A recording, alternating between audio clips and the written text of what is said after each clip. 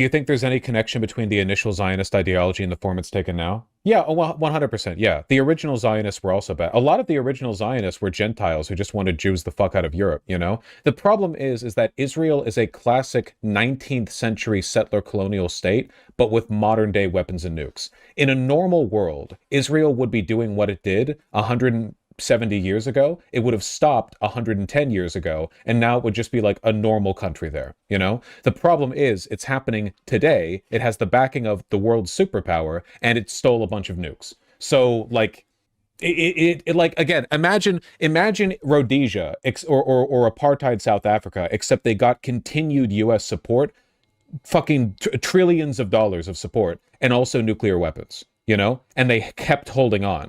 It's Israel. Zionism isn't unique. A lot of people used to think like Zionists. Israel didn't steal the nukes. France gave them nukes. Well, there's some debate over the theft of nuclear technology, but yes, France also gave them nukes. At any rate, it's all illegal, and they have failed to sign the non-proliferation treaty, and they haven't officially registered or acknowledged their nukes. So, you know, whatever.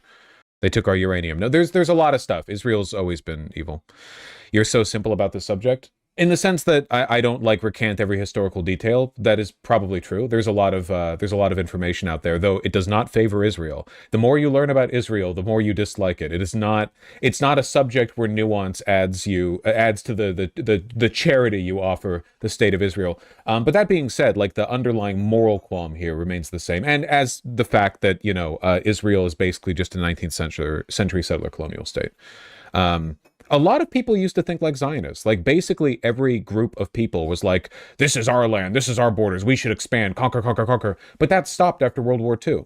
After World War II, we instituted a global order, the UN, right? And the idea was basically, wow, countries getting to decide for themselves where their borders end is actually really fucking bad and dangerous. Like, maybe this was okay back when people were fighting with swords and shields and stuff, but nowadays it's actually really ruinous. We shouldn't let people do that, you know? All of World War II started because Japan and Germany both wanted to build, like, new ethno-nationalist empires, right? Germany with Lebensraum and Japan with their greater co-Asian prosperity sphere, right? Where they ruled as either like a monoculture, or, thank you very much, love, as a monoculture, or as like the colonial rulers of an inferior population, which is what the Japanese were doing to the Chinese and Koreans. But again, like, after World War II, we basically said, like, no, we're not going to do that anymore, you know? There's just not really an equivalent to Israel, you know? There's no other country that's been like them. Highly militarized, very wealthy and technologically advanced compared to their neighbors, you know? Like, Israel, they are not surrounded by peer states. Israel, in both their economic development and their military equipment on every level, is superior to their neighbors. Of course, we've given them a bunch. Rome, let me finish my point.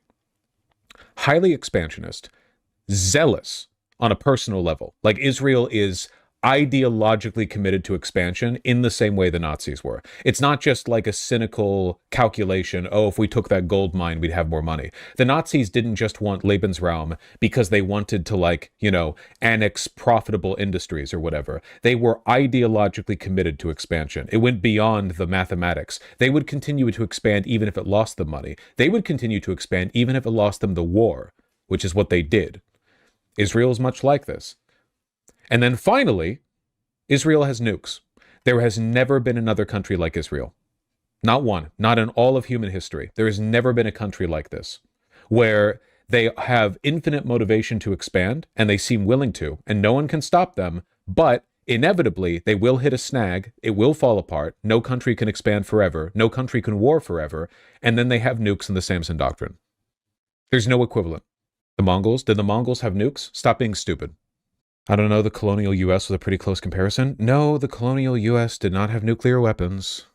I don't think you understand what I'm saying. The nukes aren't just a tool for expansion. The nukes are the back pocket weapon in case you fail. When the Nazis lost, we got to occupy Berlin. What happens when people move to take Tel Aviv? That's the problem. If Israel was a normal non-nuclear country, I wouldn't care as much, because you know what? If they lost, and they lost properly, and people occupied Tel Aviv, well, sucks to suck, shouldn't lose your wars next time. But they won't let Tel Aviv be occupied.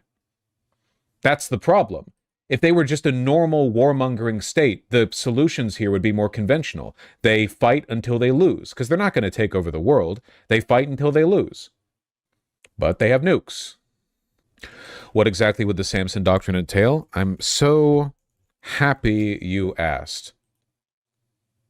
The Samson doctrine is a deterrent strategy of massive retaliation with nuclear weapons as a last resort against any country whose military has invaded and or destroyed much of Israel.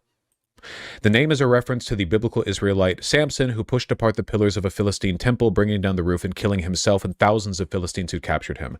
So it's essentially mutually assured destruction. It's not mutually assured destruction. Mutually assured destruction was if they fire nukes at us, we fire nukes at them. Israel's position is if we ever decide that we're not satisfied and we would rather end the world with us, we'll take the world with us. It's literally the worst nuclear deterrent strategy possible. It's if they think they're going to lose, if they decide that they're going down, they take the world with them. It's a death cult. A lot of those going around these days. Yep. By the way, not a coincidence that they use a biblical allegory in their nuclear deterrent policy, you know? It's just important to acknowledge how much of Israel is driven by religious fanaticism and Jewish supremacy. Like, again, it's not a regular secular state. It's an explicitly ethno-nationalist Jewish state where their leadership, national priorities, and military strategy are informed by biblical allegory. Do Israeli laws operate as a theocracy, or are they more institutional? Did you know that Israel does not allow intermarriage or interfaith marriages? Like Muslims and Jews legally can't marry in Israel. Did you know they have rabbinical courts, which are the Jewish equivalent of Sharia law, Islamic courts? Did you know Israel won't even let black people in their bomb shelters? It's true. Israel is a lot like the UAE or Saudi Arabia in that there's a like racial caste system. And in addition to the fact that, like, in many places, Arabs can't even use the roads the Jews are allowed to use. There are so many news articles on, like, black and brown people trapped outside of bomb shelters while all the white Jews go inside. It's literally an apartheid state. So going to Israel and talking about how cool and awesome and democratic and progressive it is like going to Dubai and being shocked that they allow you to drink there. You're a fucking rube. Why do you specify Arabs and Jews? Oh, because the blend between like Arab and Muslim and Jewish and white is a problem in Israel. It's not a perfectly keen distinction. I guess it's true technically Arabs and non-Arabs versus Jews and non-Jews, but like white non-Jews in many cases are treated better than non-white Jews. And like white passing Arab, there's a lot of blurry, because of course it's because Israel's like a racist country. It's an apartheid state. You can't look at a person and know whether they're Jewish or not, right? You can guess, and oftentimes your guess will be correct. Just based off of like depending on how much they align with the fucking 13 tribes or whatever, I guess, in a phenotypical sense. But you can never know. You can look at a person and guess whether they're Italian, but you don't know. Wild statement, Lamau. No, it's just kind of how life works. I don't know what you want me to say. You could, if you were walking around America, you could probably reliably guess whether or not a person was Catholic, Protestant, Muslim, or Jewish just based on how they look, because those racial the racial phenotypical archetypes you're looking for tend to correlate demographically to certain religions. Like if I saw somebody who looked, Latin American to me, I'd assume they were Catholic. If they looked like Midwesterner to me or whatever, or Southern. If they were black, I'd assume they were Protestant. Come on, live in the real world with me here. Come on, Jesus Christ. Okay, that's fucking racist. Come on, how the fuck is that? Can we tone down the race baiting, the tool of the Epstein class? What are we talking about? No, Luxor, I want to hear what's racist about this. Can you let me know? I would love to know. It is not in fact racist to point out that the racist apartheid state makes generalizations when it comes to a person's Jewishness, when the archetype they're looking for is whether or not a person is Jewish. If someone looks Hispanic, they're probably Catholic or something to that effect. I don't know what your definition of racism is, but that's literally not racist. Like many Hispanic people are Catholic. That's literally not racism. That's just not what the definition of racism includes. You're assuming what people are just by looking at them? This is called living in real life. Yeah. Like the way you assume people's pronouns. Like if you walk down the street and you saw me, you would probably assume that I was a guy. This is just real life. You don't have to, it's not like a normalizing judgment or whatever. It's just real. I don't know what you mean. Every person, every country on earth does this. Every people, everyone all the time, including you. I don't know. Are we being for real right now? Is it racist to assume an Irish person is Catholic? If you're in Ireland and you see an Irish person, I guess it would be more reasonable to assume they're Catholic than Protestant.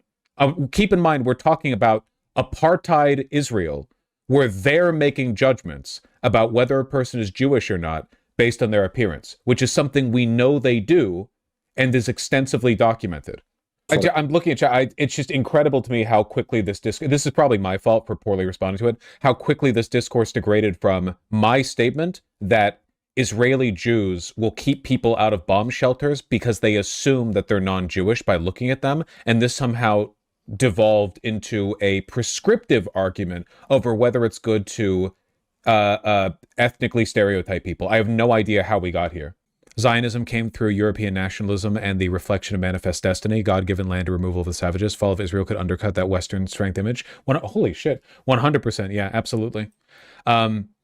People are going to misinterpret this, but I'm going to say it anyway. The ethno-nationalist colonial sentiment that is rooted in Zionism is really not like historically Jewish. Like, Jewishness for millennia has been rooted in like tight-knit communities. We have to keep moving because people persecute us, right? We fled from the Holy Land because of the persecution. We are like a permanent diaspora. So the idea of post-World War II, actually, we're the Oorah Jews, and we're going to go on there and no one's ever going to hurt us again. Oorah, everyone join the military. We are going to bomb the shit out of them. This is like very much not characteristic of the historical behavior and cultural preferences of the Jewish diaspora, and much more so of European colonizers. It's absolutely true. I don't believe in like ethnic or cultural prescriptivism or anything. Like, obviously being Jewish doesn't innately make you anything, but there is absolutely a shift in how this has been like treated and considered over the past 100 or so years, you know?